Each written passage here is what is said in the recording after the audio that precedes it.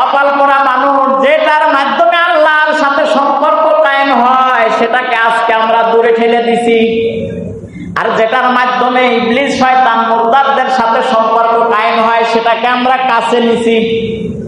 কপাল আমাদের পুড়বে না তো কাদের কপাল পুড়বে?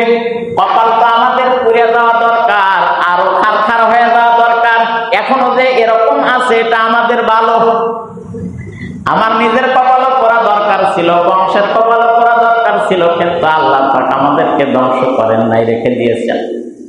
তাই জান, আমি আমার বক্তব্য দিয়ে আপনাকে পরিবর্তন করতে পারবো না, কিন্তু আল্লাহ পাক চাইলে আপনাকে পরিবর্তন করতে পারে কি পারে না? আল্লাহ চাইলে পরিবর্তন করতে পারে, কিন্তু ওই রকম মাদ্দা, ওই রকম কাজ আমার আপনার মধ্যে আনতে হবে যে আল্লাহ পাক সব করতে পারে, সব কিছু তিনি দিতে পারে। সুতরাং এইখানে বসলে মনের মধ্যে সমস্ত হিংসা বিদ্বেষ অহংকার দুর্বৃত্ত করে দিয়ে বসতে হবে। আমাকে মানতে হবে, জানতে হবে এখান থেকে আমি কিছু নিয়ে বাসায় চলে যাব। আমি যেই গুনাহ নিয়ে মসজিদে আসছি এখান থেকে যেন আবার গুনাহ নিয়েই বাসাতে না যাই, এই চিন্তা আমার আপনার দিলের মধ্যে থাকা লাগবে। এখান থেকে এসেছি, এখান থেকে চলে যাব, আংশিক হলেও আমি পরিবর্তনের চেষ্টা করব।